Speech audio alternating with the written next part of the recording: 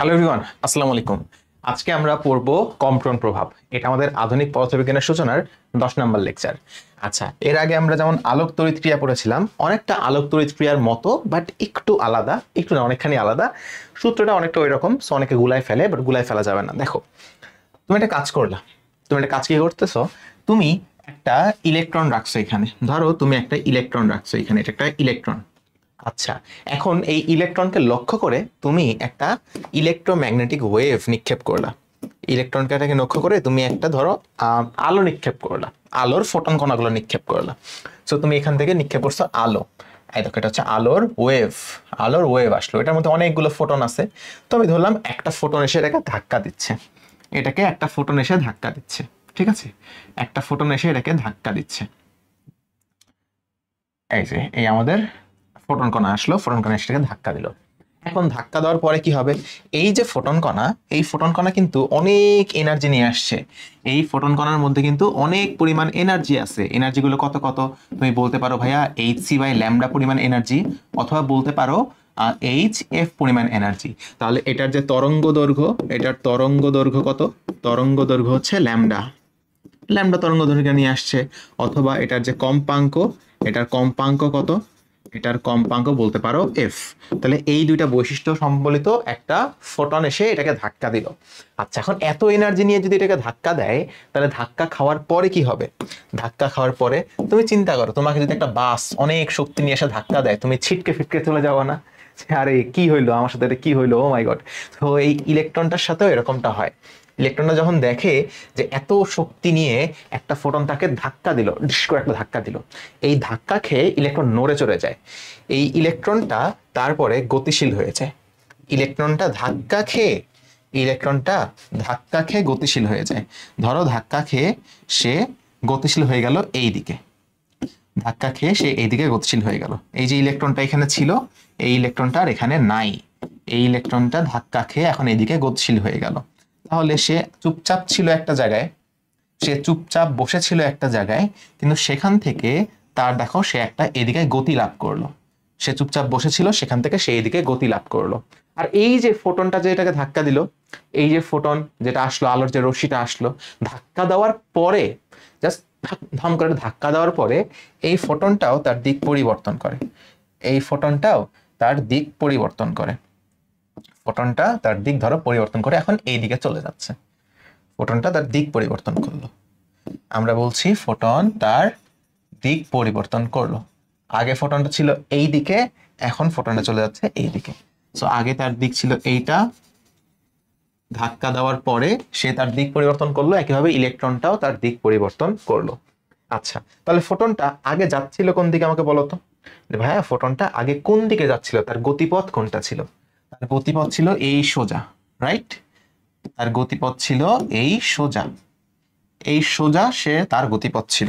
কিন্তু সংঘর্ষের কারণে এটা ছিটকে চলে গেল, একটা গেল ওইদিকে, একটা গেল এইদিকে। তো এটার বিভিন্ন অ্যাঙ্গেলের মান বলে দেয় অনেকে। অনেকে বলে দেয় যে এই যে মাঝখানে এই যে অ্যাঙ্গেলটা আছে, এই অ্যাঙ্গেলটাকে অনেকে বলে দেয় যে ভাই এই অ্যাঙ্গেলটা সম্ভবত ধরে নাও থিটা।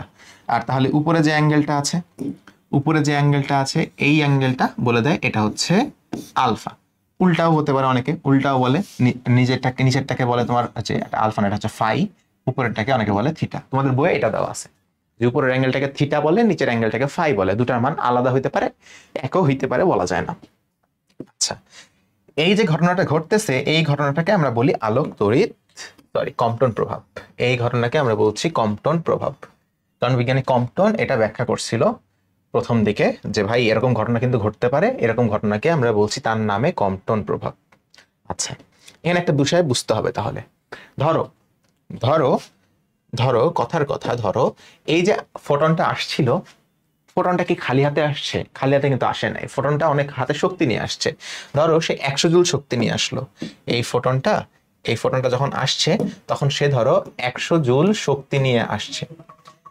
এখন 100 জুল শক্তি নিয়ে তো আসলো, এই যে ধাক্কা লাগলো, ধাক্কা খেয়ে দেখো তো আগে ইলেকট্রনটা স্থির অবস্থায় ছিল, আগে এর মধ্যে কোনো শক্তি ছিল না, জিরো এনার্জি ছিল। বাট এখন ধাক্কা খাওয়ার পরে এর মধ্যে কিন্তু একটা শক্তি আছে, তার মধ্যে একটা গতিশক্তি আছে। কেন? কারণ তার একটা বেগ আছে ভি। এই ভি বেগ থাকার কারণে তার একটা গতিশক্তি আছে 12 mv²। একটা গতিশক্তি আছে হাফ এম ভি স্কোয়ার, এবং এই যে হাফ এম ভি স্কোয়ার গতিশক্তি, এই যে হাফ এম ভি স্কোয়ার যে গতিশক্তি, আমি বলছি হাফ এম ভি স্কোয়ার যে গতিশক্তি, এই গতিশক্তি ধরো তার ধরলাম হলো 20 জুল। তাহলে দেখো আসছে 100 জুল নিয়ে, আসে ধ্রাম একটা ধাক্কা দিল, এই ধ্রাম ধাক্কা খেয়ে যার কাছে কোনো শক্তি ছিল না সে 20 জুল শক্তি নিয়ে চলে যাচ্ছে। তাহলে বাকি শক্তি কোথায় গেল? বাকি শক্তি এই ফোটনের মধ্যে থেকে গেল। তাহলে 100-এর মধ্যে 20 চলে গেল, এখানে থাকলো 80 জুল। বুঝছো? তুমি অনেক শক্তি নিয়ে দৌড়ায় আসতেছো, সামনে দেখলে একটা ইলেকট্রন, তোমার তো ইলেকট্রনের প্রতি খুব রাগে, আর সালে ইলেকট্রন সামনে দাঁড়ায় আছে কেন, ধাক্কা দিলাই সর, ধাক্কা দিয়ে তুমি চলে গেলা।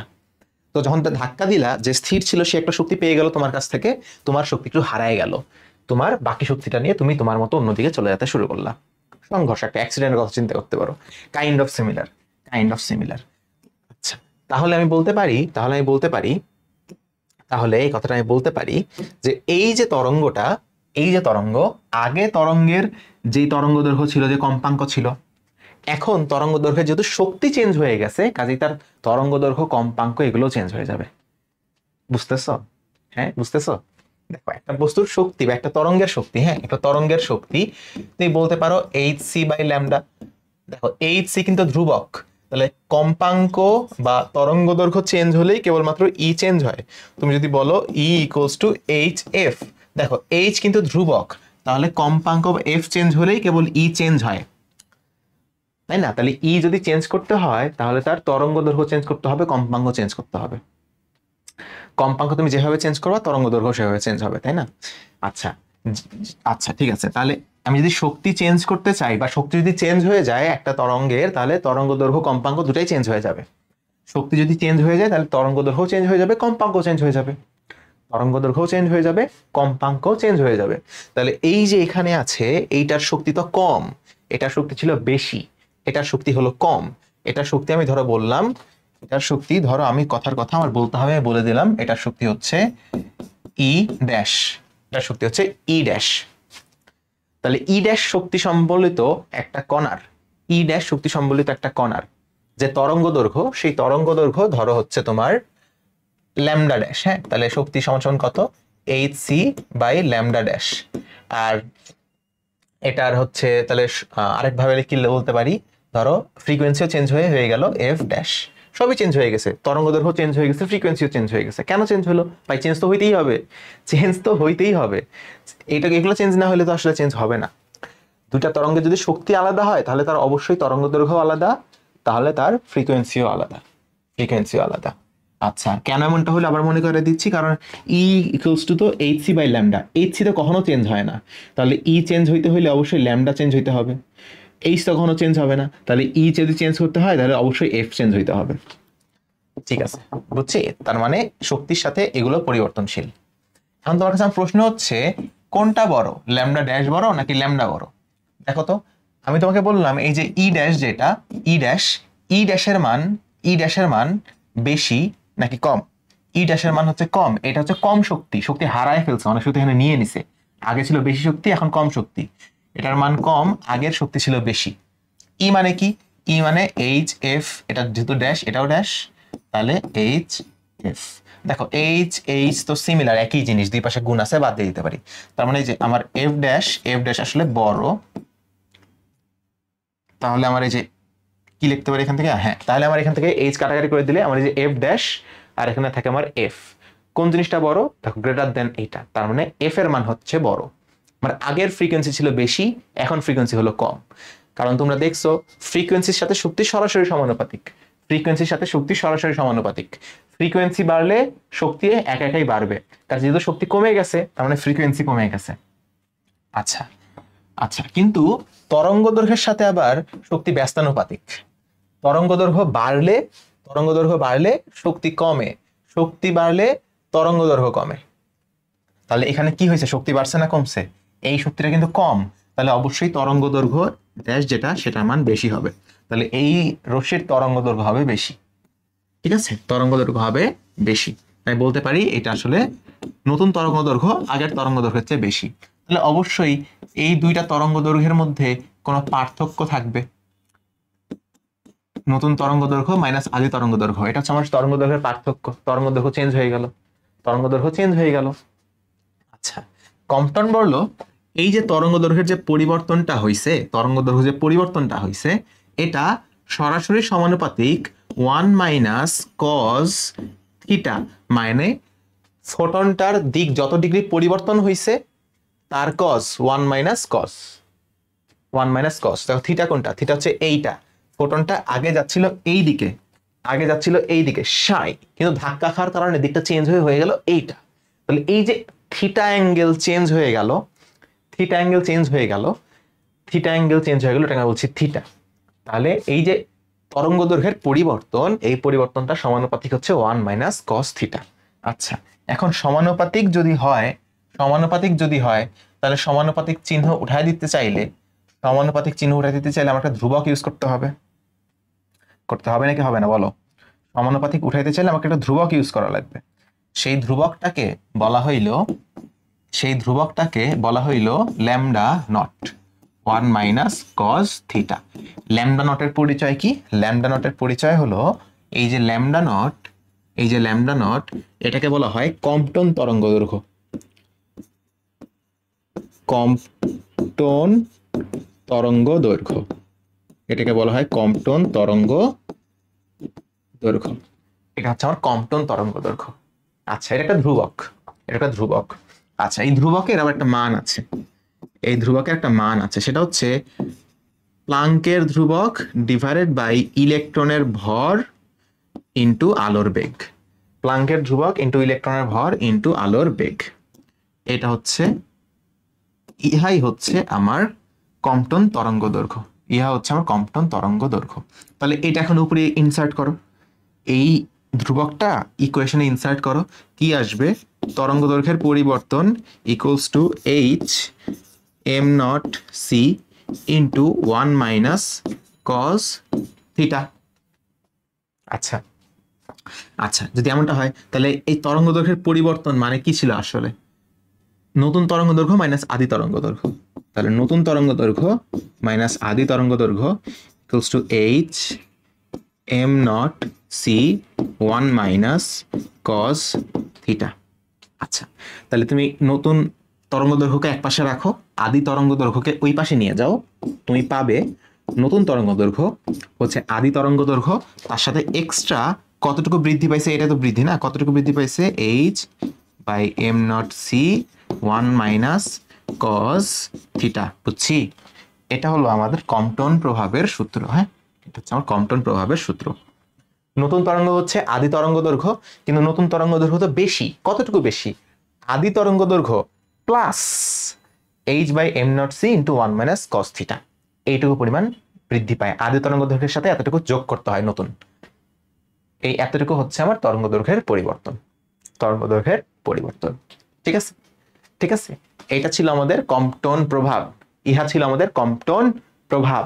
তুমি যদি শক্তির হিসাবে লিখতে চাও, শক্তির হিসাবে যদি তুমি লিখতে চাও তাহলে শক্তি হিসাবে লিখতে পারবা আদি শক্তি। হ্যাঁ, প্রথমে যে শক্তি ছিল, ইলেকট্রনের তো কোনো শক্তিই নেই, সব শক্তি এখানে, ধাক্কা লাগার পরে ইলেকট্রনের গতিশক্তি আর বাকিটুকু থেকে যাবে আমার নতুন তরঙ্গের শক্তি। বা তুমি এভাবে বলতে পারো hc by lambda equals to half M V square plus নতুন তরঙ্গ দৈর্ঘ্য কত? hc by lambda dash. বা এভাবে বলতে পারো hf equals to half M V square plus hf dash. তোমার যেটা ইচ্ছা বলতে পারো, তবে এই ফর্মুলাটা বেশি দরকারি, এই ফর্মুলাগুলো কম দরকারি। এগুলো একটা ফর্মুলা আর এটা একটা ফর্মুলা, তবে এই ফর্মুলাটা বেশি পরিমাণে তোমার প্রয়োজন হবে। বুঝছি? তাহলে কম্পটন প্রবাহ হচ্ছে তোমার ফোটন আসবে, ইলেকট্রন এসে ধাম করে ধাক্কা দিবে, ধাক্কা লেগে ইলেকট্রনটা ছিটকে গতিশীল হয়ে গেল, ফোটনটা চলে গেল তার মতো। এবং এই যে তরঙ্গ দৈর্ঘ্যের পরিবর্তন হবে, ধাক্কা লেগে যে শক্তিটা কমে যাবে ফোটনের, শক্তি কমে গেলে ফ্রিকোয়েন্সি বাড়ে আর তরঙ্গ দৈর্ঘ্য কমে। তো তরঙ্গ দৈর্ঘ্য কি বললাম, শক্তি কমে গেলে তরঙ্গ দৈর্ঘ্য বাড়ে, ফ্রিকোয়েন্সি কমে। শক্তি যদি কমে যায়, কি বললাম, এই স্টার কেন স্টার কেন স্টার কেন, দেখো শক্তি যদি কমে তাহলে ফ্রিকোয়েন্সি কমবে, কারণ শক্তি আর ফ্রিকোয়েন্সি সরাসরি সম্পর্কিত। তবে শক্তি যদি কমে তরঙ্গ দৈর্ঘ্য বাড়বে, কারণ এইটা আরেকটা ব্যস্তানুপাতিক।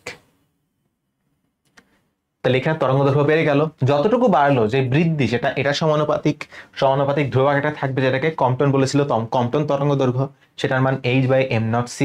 আচ্ছা এখন ফর্মুলায় বসায় দাও, হিসাব নিকাশ করো, নতুন তরঙ্গ দৈর্ঘ্যের মানটা তুমি এখান থেকে পাবা। ওকে, কনফিউজিং জিনিসপত্র, মাঝে মাঝে কথা বলতে বলতে মুখ পেঁচায় যাইতেছে, একটু খেয়াল রাখো সাবধানে জিনিসগুলো। আচ্ছা ওকে ডান।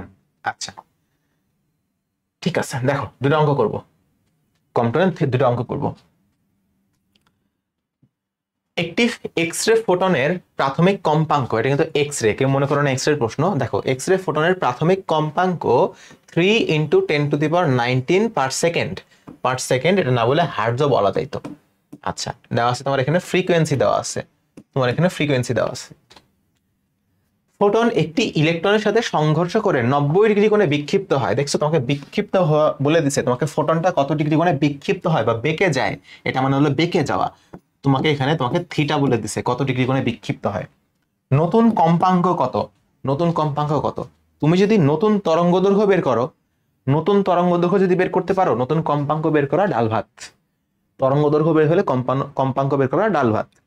তাহলে দেখো, তাহলে দেখো প্রথমে কম্পাঙ্ক দেওয়া ছিল, আমরা তো তরঙ্গ দৈর্ঘ্যের সূত্র জানি, তো এই কম্পাঙ্কটাকে তরঙ্গ দৈর্ঘ্যে নিয়ে আসো। কম্পাঙ্ক যদি এত হয় তাহলে তরঙ্গ দৈর্ঘ্য কত ছিল আগে, দেখো আদি তরঙ্গ দৈর্ঘ্য, হ্যাঁ আদি তরঙ্গ দৈর্ঘ্য কত দেওয়া আছে, 3 × 10⁻19 হার্টজ।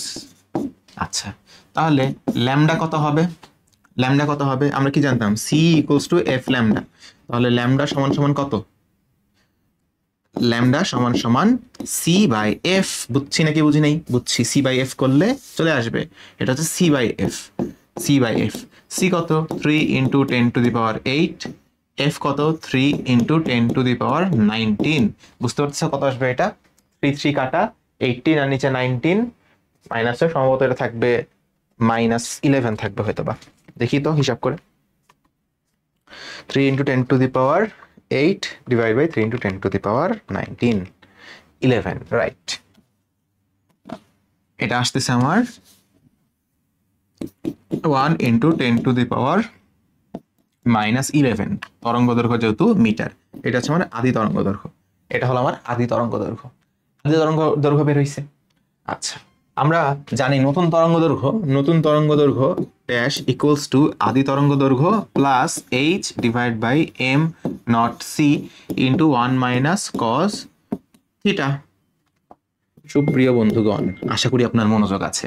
1 × 10⁻11 প্লাস h এর ভ্যালু হচ্ছে 6.626 ইন্টু 10⁻34 ডিভাইডেড বাই m0 ইলেকট্রনের ভর 9.1 ইন্টু 10⁻31 ইন্টু c আলোর বেগ 1 - cos থিটার ভ্যালু কত রে, থিটার ভ্যালু 90 ডিগ্রি, 90 ডিগ্রি করো, দেখো নতুন তরঙ্গ দৈর্ঘ্য ল্যামডা ড্যাশ বের হবে 0.626 × 10⁻34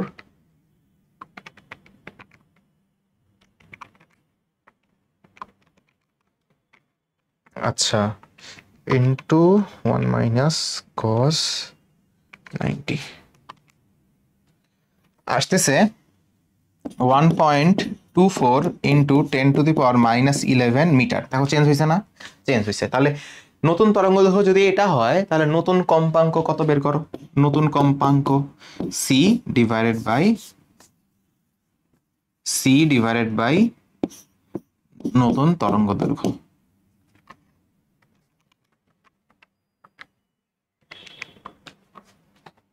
আসবে 2.41 ইন্টু 10⁻19 হার্টজ, 10⁻19 হার্টজ, এটা হচ্ছে আমার নতুন তরঙ্গ দৈর্ঘ্য, সরি নতুন কম্পাঙ্ক। তাহলে আগে কম্পাঙ্ক কত ছিল 3 × 10⁻19, এখন 2.41 ইন্টু 10⁻19, তাহলে কম্পাঙ্ক কিন্তু কমে গেছে, ফ্রিকোয়েন্সি কমে গেছে, কেন, কারণ শক্তি কমে যাবে না ধাক্কা খাওয়ার পর।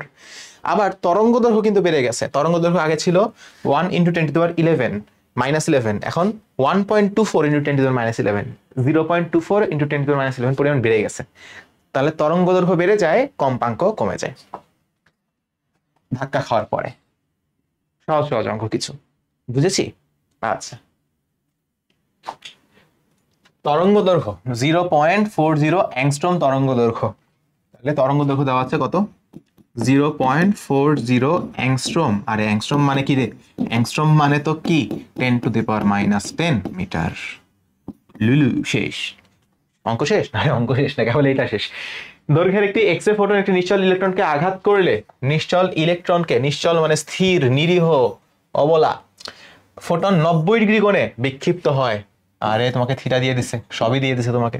বিক্ষিপ্ত কোণের তরঙ্গ দৈর্ঘ্য, আরে সর্বনাশ, বিক্ষিপ্ত ফোটনের তরঙ্গ দৈর্ঘ্য তোমাকে ল্যামডা ড্যাশ, এটা করতে লজ্জা লাগে না? তাহলে lambda dash equals to lambda plus H M naught C 1 minus cos theta.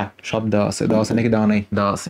0.40 into 10⁻10 যোগ 6.626 into 10⁻34 divided by 9.1 into 10⁻31 into 3 into 10⁸ oh my god into 1 minus cos 9t শেষ।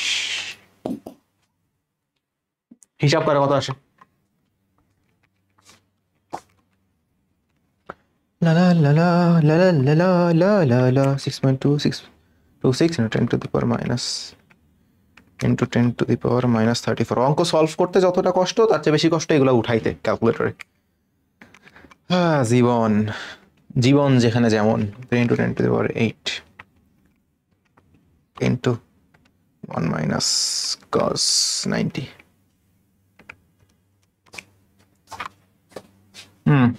আসে 4.24 into 10⁻11 মিটার। মিটার তুমি তুলনা করে লিখতে পারো। তুলনা করলে যদি তুমি 10⁻10 লেখো, তুলনা করার জন্য বাড়ছে নাকি কমছে, তাহলে বলতে পারবা তুমি দশমিকটা এক ঘর সরায় নিয়ে আসো। তাহলে 424 into 10⁻10 দশমিক বাম দিকে নিয়ে আসলে মাইনাসের পাওয়ার কম, এটা তো জানো। আচ্ছা, তাহলে এত মিটার, বা তুমি এটা বলে দিতে পারো। এত কেন লিখলাম? তুলনা করে দেখানোর জন্য। -10⁻10 মানে কি? অ্যাংস্ট্রম। তো 0.424 অ্যাংস্ট্রম, এত অ্যাংস্ট্রম। তাহলে দেখো বাড়ছে নাকি কমছে? বাড়ছে নাকি কমছে? আগে ছিল 0.40 অ্যাংস্ট্রম, এখন হচ্ছে 0.424 অ্যাংস্ট্রম বৃদ্ধি পাইছে। কেন বৃদ্ধি পাইছে? কারণ শক্তি কমে গেছে তাই। ঠিক আছে, তোমাকে বলতেও পারতো যে এত ডিগ্রি কোণে বিক্ষিপ্ত হয়, বিক্ষিপ্ত ফোটনের শক্তি নির্ণয় করো। তোমাকে বলতে পারতো যে শক্তি নির্ণয় করো, অনেক কিছুই বলতে পারে আসলে, যে বিক্ষিপ্ত প্রোটনের শক্তি নির্ণয় করো, বিক্ষিপ্ত ফোটনের শক্তি নির্ণয় করো। খুবই সহজ, এইচসি বাই ল্যামডা করবা, শেষ। ল্যামডা ড্যাশ যেহেতু নতুনটা করলেই হয়ে যাবে তোমার। এটা করলেই সমাধান হয়ে যাবে, শক্তি তুমি পেয়ে যাচ্ছ।